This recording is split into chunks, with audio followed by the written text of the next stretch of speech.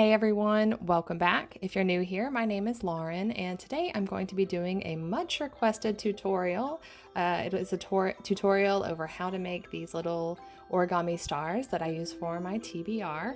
I've had this requested quite a bit lately.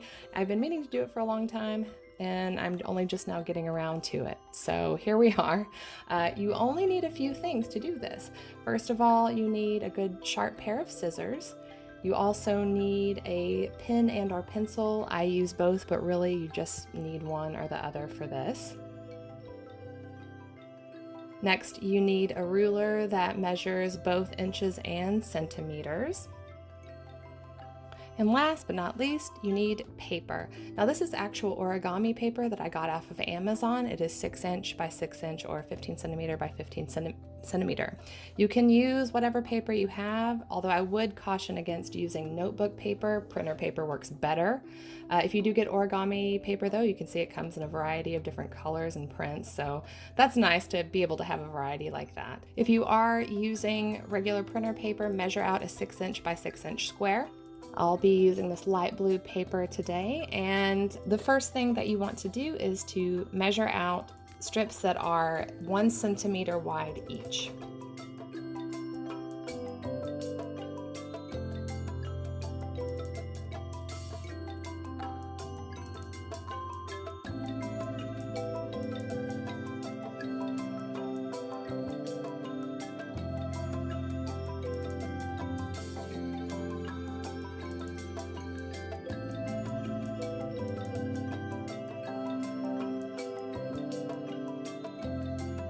All right, so I am only making 6 stars today. I only need to add 6 more books, but this is good when you already have it measured out, so if you need to add books later.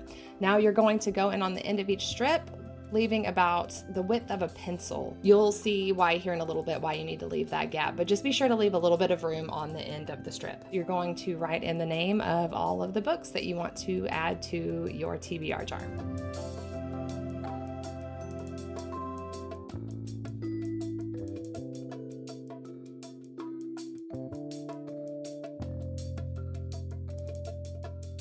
Once you have all of your titles written out on your strips, go on ahead and cut them up.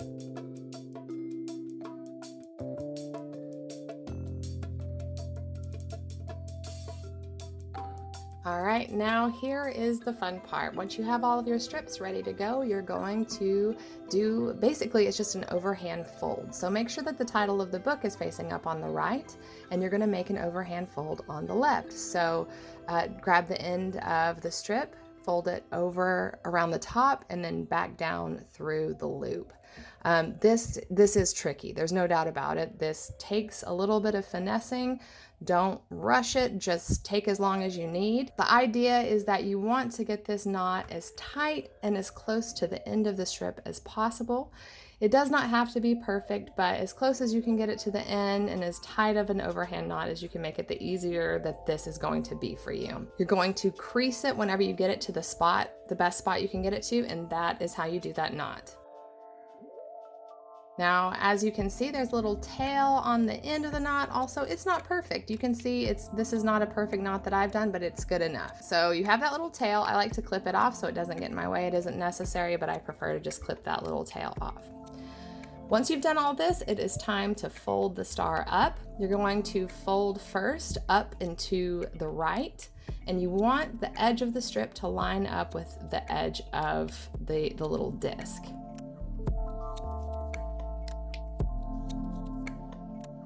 So you can see it lines up perfectly with that top right edge, and then you'll crease that down, flip it over, do it again, but to the bottom left side. And you want just watching to make sure that the edge of the strip lines up with that bottom left edge. Flip it over and repeat, this time up to the right. You're just going to be going back and forth between flip right, flip left. So down and to the left until you have used up the entirety of the strip. And I think it's a grand total of like 6 or 7 little folds. And once you get to that final fold, you'll probably have a tail sticking, a little bit of a tail. It'll be a little bit too long. I like to trim that off. This is actually why you needed to leave a gap in the end. That is the end that has the title of your book on it. So if you get it too close to the edge, you might end up having to clip off part of the title of your book. And you tuck it right into that little pocket, just like so. Now this may be a little awkward until you get used to it, but the way you're going to hold this, you're going to kind of hold it like it's a little platform between your fingers. This will feel awkward. It takes a lot of practice to get used to it. You might want to use 3 fingers or 4 fingers or all your fingers to hold it, just however is the most comfortable to you.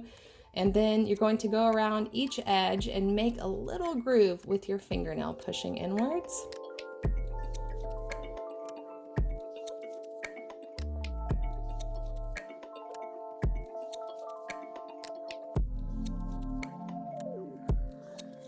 After you make each groove, just turn it to the next edge and make another groove. And you'll know that it's working, that you're doing it right if you can feel it kind of start to puff up in your fingers. Oops. All right, so after you have gone around, you can go around again to make those grooves stronger, but you should have a little star. I like to lay it down flat on the table after I've done this and kind of go around and pinch the little arms of the star just to make them a bit more defined. You don't want to get too aggressive with it, but I like to make sure that they're well defined. Ta-da, there is your star. I'm going to demonstrate this one more time, all sped up.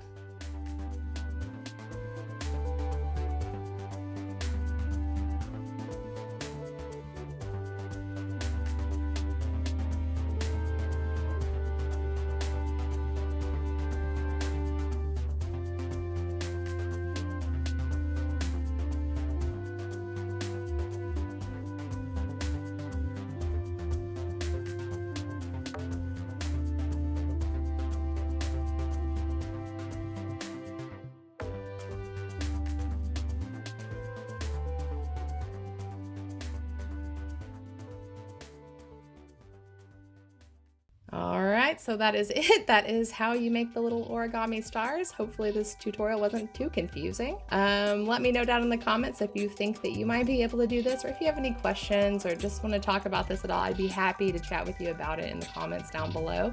Thank you so much for joining me, and I'll see you next time.